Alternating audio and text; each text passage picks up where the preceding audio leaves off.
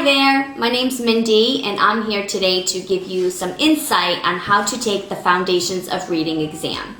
I have done it myself now 5 times, and although that sounds crazy to some people, especially those who get to go to college, I think, and live at college and do nothing but college and then pass them on the first try, unlike that, I do work full-time. I am a full-time wife, parent, and person on my community, so it did take me 5 times.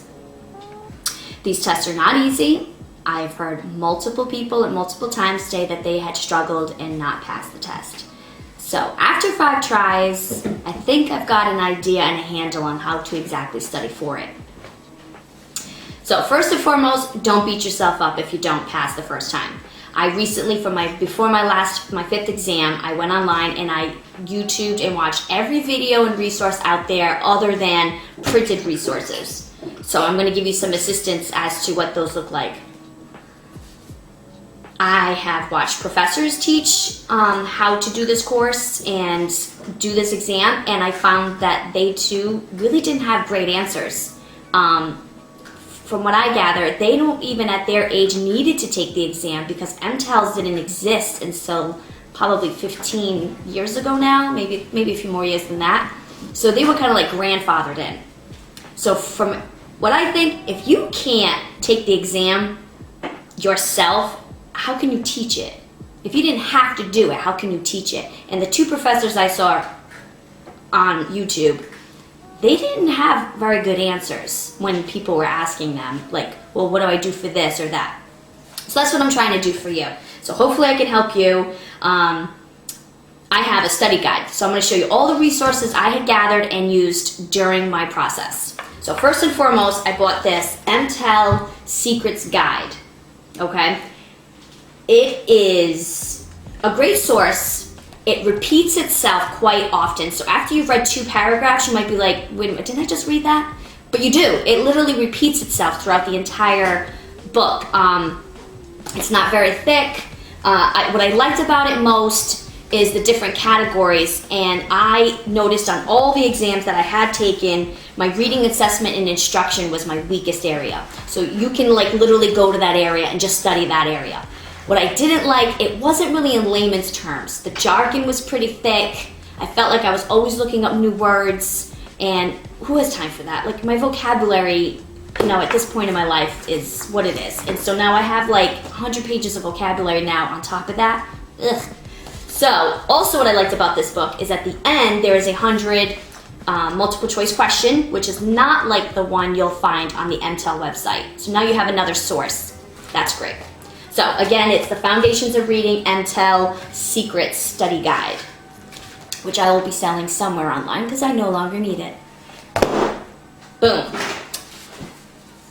What else? MTEL site, from the actual Massachusetts MTEL site, I highly recommend. You will be printing a numerous amount of pictures, so if you can print somewhere, either at school or work or wherever you can, please just take advantage of it if they let you. I personally have a binder, this big old binder here, and I printed 3. I printed 3 of the actual exams, and I printed 1 of the appendixes. So you'll have an appendix that will give you every answer with the reasoning behind why that answer might have been wrong and how the one you chose was right. So that's a great way to review any of the answers you got wrong. So for instance, as I'm doing my exam, this is what it looks like. I write 1/100ths on a piece of paper, and I write my letters, and then what I do is I have my own strategy. I X off which ones I get wrong, and then I go to my appendix at the back of my binder that I printed, and it'll give me word for word as to why it was right or which ones were wrong and why they were wrong. So it's a great description and a study guide in itself. Why I print 3? Well, this is going to be your first time, let's say, taking this exam. You want to do just a rough idea of what you might already know or don't know. So I would print 1, take it, and see what the results were. Okay? You might be surprised at yourself. You might have never in your life taught an ELA or intervention position in a school department and have no clue of the jargon that's in this test, which is very likely. So From there, now you have a platform. So now after that, you're going to study. You're going to take what you didn't know and you're going to study that only. Don't study. Great information here, take it. Do not study what you already know. You are going to mess up your brain. So, if you know it, put it aside, review it again in another day or two if you need to, but don't hold it into your brain for too long. Study what you don't know. Study the words or the terminology that doesn't ring a bell to you. And in that case, I did print I printed what was an app, and I can't think of it at the moment, but it's, it's got the flashcards and questions. Use that as a study guide too. Like I would go on there and I would say, yeah, turn the flashcards into a test, and I would take it, and it's other people's. I know I posted one on an app. It was a flashcard app, Flash Whiz, something Whiz maybe. So I printed all of them. It's a little too much. I learned after a little bit, I was like, I actually know more of this than I thought. So I would only work on the ones, or look at the ones that were unfamiliar to me. I had the privilege of working in a substitute position for about 12 years before I even thought of taking this exam. And then again, as an intervention teacher, which was literally this on paper. My intervention job was this, and it was such a great experience. However, I still didn't pass the exam doing that job. So, and I know plenty of other people in the same position. So I would print 3 copies. You will also get the 100 multiple choice questions and the open responses. I put all my open responses aside, and I only use my binder for my 100 multiple choices. I have never personally used the final rubric on how to, decide where your weaknesses are and such. I needed to just focus on what did I get wrong, what's really wrong about it, do my definition, flashcards, whatever I needed to do to just focus on those only. Flashcards are really important, so I advise you to get some of those. Let's see. Make notes, stay focused, guys. So, open responses, like I said, I put those in a different area. I keep a folder just for my open responses. You'll see my sticky notes on the front here. These are the 3 main things you're going to need to know on your foundations of reading. You have your phonological awareness, your phonemic awareness, and your phonics. I would stick those, paste them, post them in your office, near your bed, like whatever works for you, post them up, look at them frequently. These are the 3 main things you are going to hear continuously on your test. And if you don't know these thoroughly, you're going to mix the 2 horrifically. Phonics, we always know, is just a visual. Boom. Once you say phonics, visual. Done. Phonemic and phonological, they use those 2 so much together that it messes up your head sometimes. You're like, well, what's going on? Is it that one or that one? It really makes you second doubt yourself because they're so similar, but yet they're different parts. So get to know those, define them, put them on sticky notes, write them on chalkboards in your classrooms. Just put it somewhere where you just can kind of like glance at it every once in a while. I'd had it on an easel that I was able to switch sides, or even a post-it piece of paper that you could hang up and then put aside if people were like, what is that? So whatever works for you. Inside this is my open responses. So I was able to get an open response from, wow, when I first printed this exam was back in 2000 and forever ago.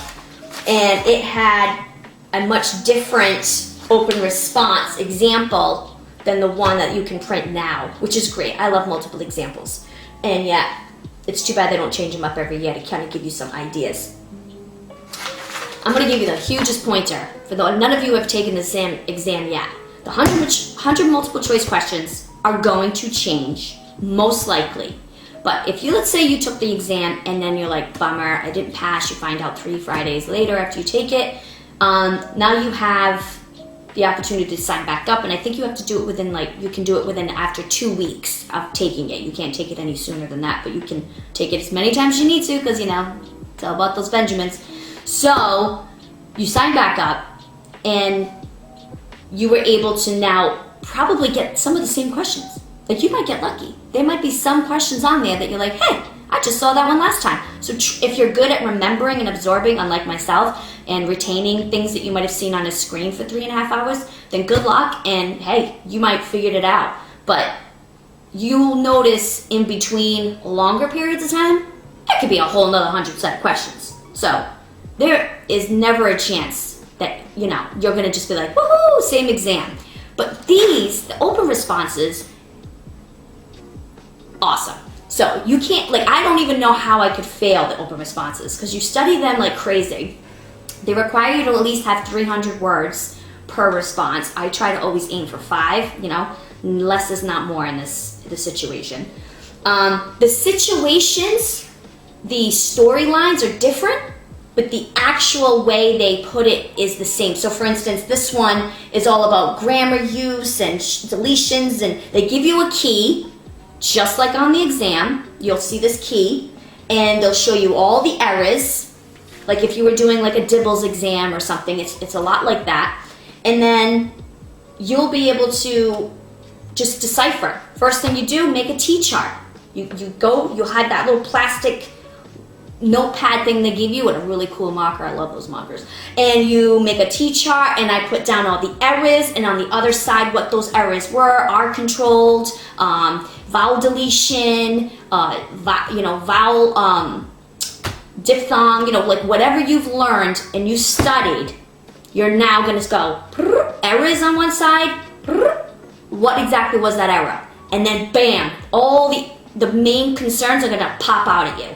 Like, obviously, look at that. Every other word was an R-controlled vowel, and they didn't get it. What do they need to work on? What type of phonics strategy could they use? So you need to now take, and they give you, and what I love about this, and that I've used for myself, I'm going to show you right now.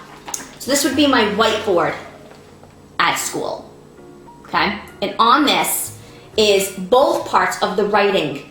So for instance, this one here is asking about phonics, which is letter sounds. Think of the Phonics 7. I know there's a program out there. It's part of Bonnie Klein intervention, and it's a 7, and each box on the 7 has different vowels or diphthongs, and that's your phonics. You need to know that. That's extremely important for this part of the exam.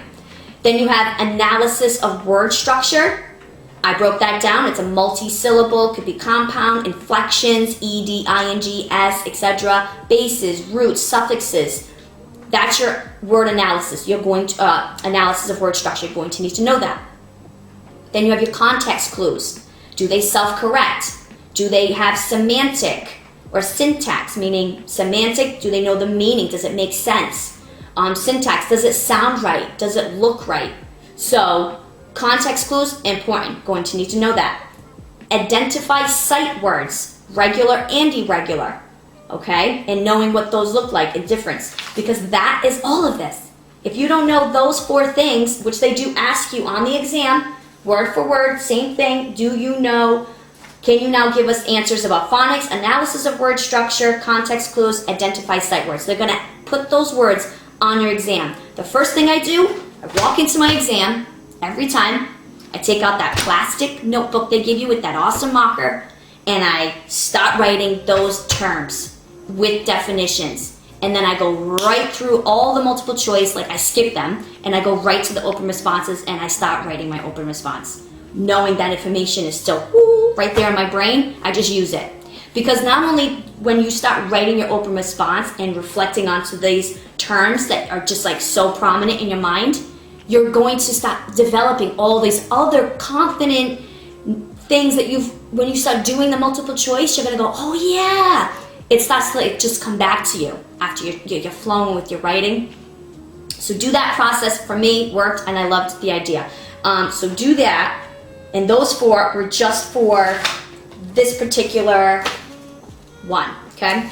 Then you have the retell, where a student might read a passage, and then they have to retell it in their own words. For that one, you need to know the 4 things. You needed to know literal comprehension. Do they know sequence of events, characters, setting, directly from the text? What can they repeat right from the text? Inferential comprehension. Do they use clues? Do they read between the lines? Define it more in depth if whatever works for you. Are they using the engagement of schema, background knowledge, and use connections, understanding what's going on in the world around them? Are they self-monitoring, applying comprehension strategies, visualization, summarizing, synthesizing, making connections, okay? Those 4 things you are going to need to know in order to write your open response for the retell open response. And again, it's usually the same. It's not the same story with the same kid, but it's usually a 3rd grader. I've noticed the pattern. They're usually always 3rd graders, maybe because that's somewhere in the middle.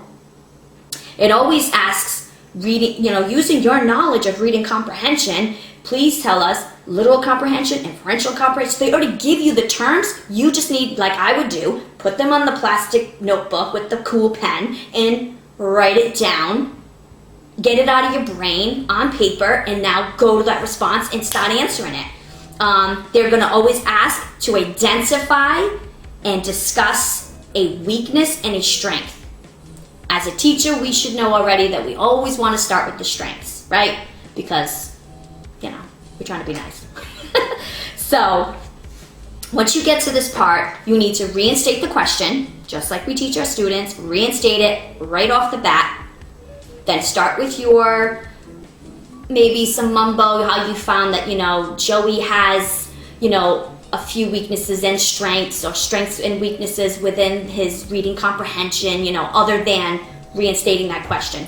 And then go right into his strengths and using direct examples, just like we asked our students. I mean, just think of how we teach our kids these MCAS or these big exams, and what we ask of them, we need to ask of ourselves now for these open responses. You need to use tons of examples, and as you use the examples, if there were like a hyphen or like any type of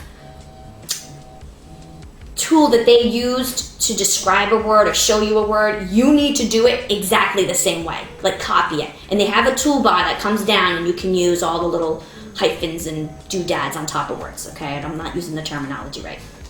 Okay, so you need to do it just like them. You need to repeat. So if, say, Joey had a problem with R-controlled vowels, you need to take every single R-controlled vowel that he messed up on in his response or passage and put them into parentheses. Boom, boom, boom, boom, boom, boom, boom. How can he rectify that? What type of intervention might he get to help him with that? So by the end of your answer, you should have already figured out maybe some type of assessments or some type of classroom intervention, or does he need even more intervention, like a specialist? So by this time, maybe if where you're at in college, you've learned some of this. I did not. I never took a course in anything like that. It was hands-on classroom experience that got me to where I'm at. Never college. And I never took a course to learn this. Unfortunately, I went to school at night, and then I came home and did what I had to do as a mom and an employee for the city of Fall River. So I didn't have time for that. So studying was all on me. So again, open response, I printed a few. I just needed to know those terms, those inferential comprehension, engagement of schema, phonics, phonics awareness, phonological awareness, identifying sight words. I needed this. But I also found out that in the MTEL grading process, that open responses tend not to carry as much weight as the 100 multiple choice. And then you hear all this other jargon in between about how, they only take 80% of the 100. And also, just so you know, I've taken the exam, like I said, 5 times. The first time I took it, I just passed my communications and literacy, and I thought, woohoo, this should be easy. I'm just gonna sign up for it and take it. Well, it wasn't that easy. I failed by like almost 40 points the first time. So now I was like, oh boy, I think I need to study. So I studied and studied and studied. I went for it the second time. The second time I went, I failed by 1 point. Qualifying score 240, I failed and got a score of 239. Some people throughout my school department were saying that I should have call and, you know, demand them to reevaluate my exam, and, you know, there was obviously an issue, and that is not a process that they even adhere to. It doesn't exist. So if anyone thinks they could get a chance of getting something reevaluated, it's not gonna happen. So, a month later, I take the exam again. I failed by 1 point. Yep, I got a 239 out of 240. That was awesome. Took it again. I got a, what was it? Oh, 4 points. I got 4 points shy of the 240. Yep, that was another smack in the face. And this last time, when you finally pass, they don't give you a score. They only tell you you passed. So that, unfortunately, is another smack in the face. Seeing how I paid for it, I kind of would like a score. What they do tell you on your exam is what categories. This is what one would look like. They give you the idea of, you know, foundations of reading development. As you can see, I got most of the items. Development of reading comprehension, many of the items. Reading assessment instruction, my biggest weakness. I got most of the items, shockingly. And I got adequate for my response. My reading assessment instruction, I heavily relied on a reading specialist at my school. They are the brains and operation of assessments, and that's what they do day in and day out, filling IEPs and testing. And so be friends or become friends with either an ELA or intervention or reading specialist in your school ASAP for information if you're struggling like I was in the assessment and instruction part. I found that intervention position, so if you have interventionists in your school, maybe picking their brain for some of their manipulatives, like that 7, loved that 7. I can't find it anywhere. I know it's hanging up at work, but it's not here in my files. What else? The open responses. I fluctuated so much. I had adequate before when I failed by 4 points. I've had limited. It's always the same. I always give them the same amount of work. I always give them the same amount of terminology. I give them the same amount of everything. It's never really changed other than the person and the situation and some of the words. So it's the same test. So how is it that I get adequate, but then I can be limited or weak? It doesn't add up. It's a scam, you know, but hey, we still gotta do it. One of the most amazing sources I had experienced with was Googling, you know, the heck out of what was out there in the world, Wi-Fi world, Google world, right? And I came across a Wisconsin's Intel or whatever they call it for themselves. And Wisconsin had this woman here, Jennifer Aronson Yeager, and she had her own study guide. It was the most amazing study guide. Like, I read it from beginning to end. It was like in layman's terms with beautiful examples throughout. It was extremely helpful. Like, every time I read it, which was like probably 3 times, every time I did the exam, I would just use her guide and read it thoroughly from beginning to end. And I just felt so confident. And obviously, I mean, the last 3 exams showed just how close I came. I read the Intel Secrets Guide. It's just, like I said, it's a lot of big words and terminology. It was just maybe a little too much for my brain. Hers was amazing. And unfortunately, when I found it online, it was still available, you know, without purchasing. And, you know, who wants to purchase more stuff when you gotta pay like $140 for an exam? So again, it's a study guide. There's terms in it. It's called An Overview of the Test and Resources of Preparation. She gives tons of insight. I just love it. I love how it's broken down, the examples. Then was there a test? No. It's just a study guide. It was one of my best ones. The examples are amazing. It's way better than the Intel through the Massachusetts site. However, it's no longer, I could not find it again online. I could not find it for free, but I noticed that she has her own site now. And it's called jenniferjaeger.weebly.com. Okay. You can't see that. I would definitely go to her site. I don't know what she charges for her resources, and I would hope it's the same resource, because that was the best one, honestly. For me, it was the best. But I wouldn't dare go over her head and just give it away. I know that there's a couple of professors who have tried to teach this Foundations of Reading exam, and I honestly got nothing out of them. I was yelling at my TV the entire time, upset with how they were giving answers to questions and seeming to be kind of like clueless, actually. They were just like, I don't know. I don't know. And I'm like, what do you mean you don't know? Oh, that's right, you never had to actually take it. They probably saw these examples and played with them, and you know, it was great. One time I sat in front of my interventionist teacher, like she was the one that ran the program, and even she was confused as to some of these answers and how about they come to get them. I remember the professors were doing a couple, I wish I'd marked them, but like, it's just a process of elimination. You remember, you'll be lucky if you see any of these on your exam, even though there's 100, there's probably 5,000 questions for them to like, just plug away in these systems.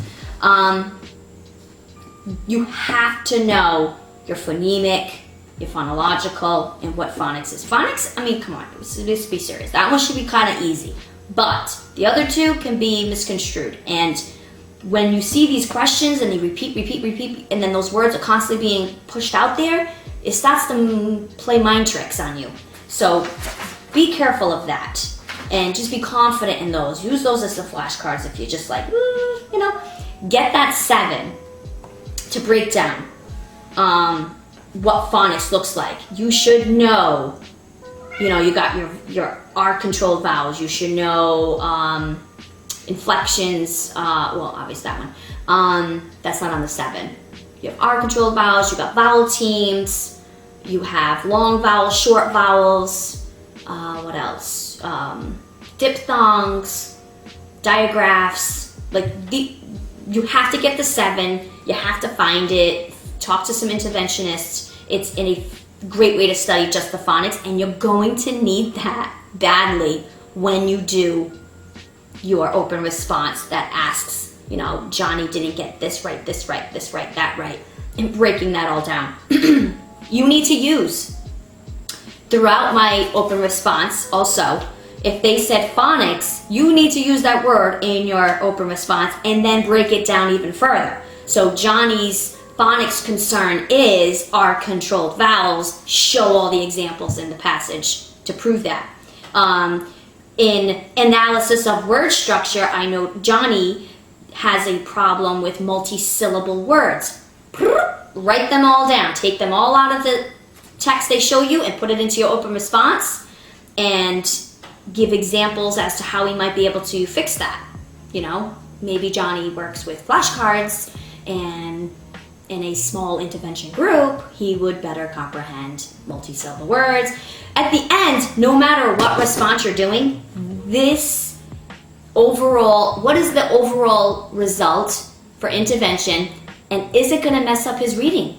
Because at the end of the day, that's what this all boils down to, is if these children can read at the pace that they should be reading to be able to then comprehend.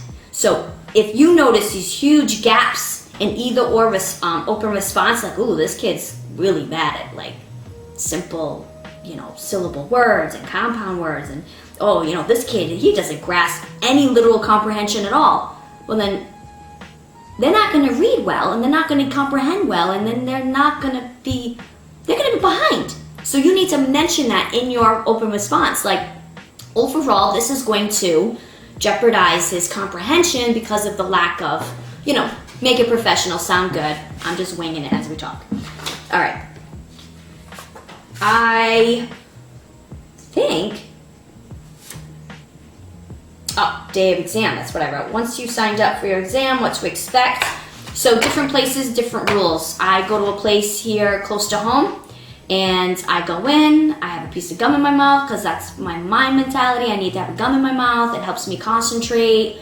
I don't know why, my thing. I wear like yoga clothes, sweater, because you never know whether to chill or not. And I just get comfy. Like, you need to be comfy. And this one looks like a walk-in closet with a bunch of seats and computers. So I put on the headset. It kills my ears after a while. My eyes are watering after 2 hours because you're sitting in front of a screen, and it's horrendous for 3.5 hours or better.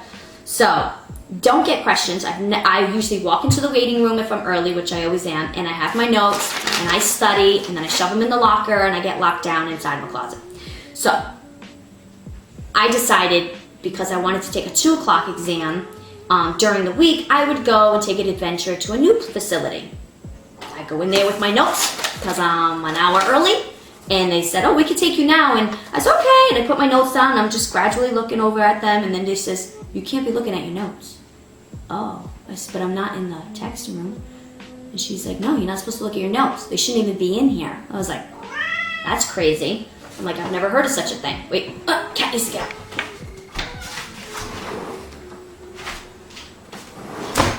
Okay, back again. So I was like, okay, well, I need to study. And she's like, well, you're gonna go in? Okay, great, fine. So then I had gum in my mouth. And she's like, do you have gum in your mouth? I'm like, I knew when she said that, it was gone. Yes, I have gum in my mouth. So I had to spit the gum out. And then I went to the bathroom and put another piece in. Just saying. So I need gum, and so don't chew it if you're one of those people who need it too. Don't even bother with mints. Like, if you could shove a little piece of gum in the back of your jawline, do that. But I need it. We give it to our kids for their testing time. I just don't see the big deal. You're watching me. They're watching you on a camera the entire time, if not through a window. So I think you're gonna see that I don't have gum. They're gonna check your ears. They're gonna check your belt, like strap area, pockets. Just be comfortable. You know, do without if you can. Let's see. Oh, if, for instance, years ago when I took the communications and literacy one, I had gotten sick on the way to the exam, and usually that's a big no-no. Like, you don't go to the exam the day of, you don't get a refund. So I went to the doctor's, and I got a doctor's note, and I sent it to them, and all was clear. I got my, credit towards my next MTEL. So if on day of, you're just like, your nerves are so frayed or something else came up, just go to the doctor's. Just get a note, fake it till you make it. And then, if maybe like you're feeling a week before the exam, like, what in the world was I thinking? I'm not ready, something happened, life happens. You get on there and you just reschedule it. It's not a big deal. And I've been able to reschedule exams, I think, like 3 times. Like, things happen in life, and I got busy, and studying was like not important at the time. And I just wasn't going in there again to pay that much money and fail. You never intend to fail, by the way. I mean, who wants to fail by 1 point, 2 times, or 4 points? I mean, seriously. So, I would highly recommend, if you're not confident, just reschedule. You have to be at least, I think, I could be wrong, but maybe like at least a week, I would say, And then, I personally don't like early morning. Like, I need coffee and I need to have my wits about me. So I've found that the 2 o'clock, so nice. Get up, refreshed, do you, go out for some breakfast if you need some food in you. It's just a more relaxing pace. So, you figure it out. The day of exam, I walk in there, like I said, and I got that plastic notepad with the awesome marker. I'm going to find those markers. I really like them. So I just automatically open it up. Again, one facility lets me open it while I'm sitting there, while they're checking me in, and I just stop. I'm not even starting my exam. I haven't even pressed the button on the computer yet, and I'm writing all my notes down on that piece of plastic. Clocking no time off of my exam. Then I go to the new facility, and I open it up, and I try that same process, and she comes right over to me, and she says, no, you can't be doing that right now. You have to start your exam. And I was like, really? I'm like, they don't do it at the other one. I'm like, wow, you guys have some very different rules. So it depends on where you go. I say try it. Why not? So I got in, opened my binder, my plastic thing, and I just started writing my definitions for the open responses. You know, each one has 4. I wrote the word, I wrote whatever knowledge I still retain, and then I go for my open responses after that. I start up the system and I go right to my open responses, and that's how I start.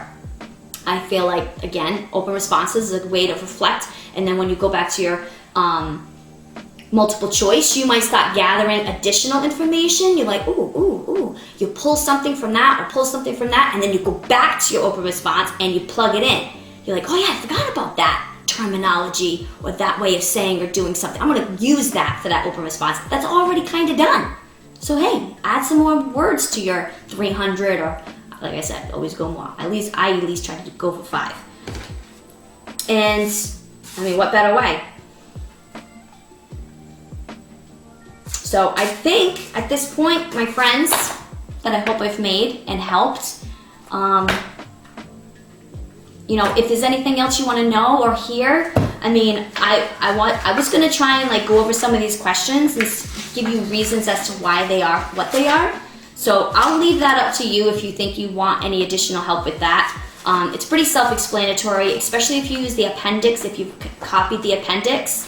But if you still want some more in-depth reasoning behind them, like from a person to person versus paper to person, please let me know and I'll make another video and we'll go through some of these. I am no Einstein, and obviously it shows because I've, you know, just passed it. And then, but then again, sometimes we just learn better off of each other. Good luck. You got this. Oh, and one other thing for us women that are watching this, or men, a little cologne. It's like a Zen therapy while you're taking your exam. Anything that helps, quite truthfully. Bye, guys.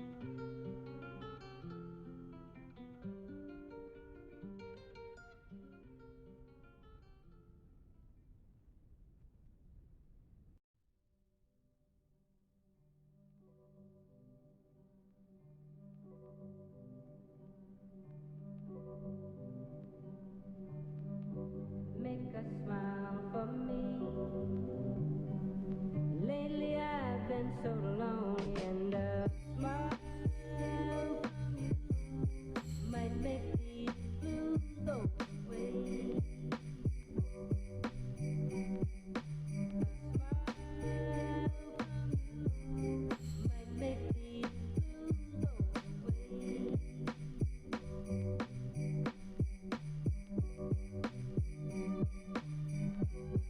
Stay a while, make a smile for me.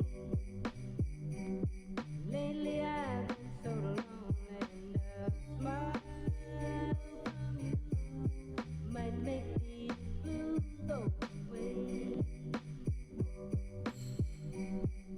A smile from you might make these blues go away.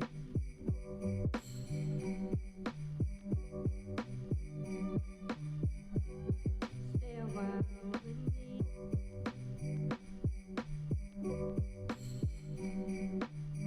Make a smile for me. Lately I've been so lonely, and a smile from you might make the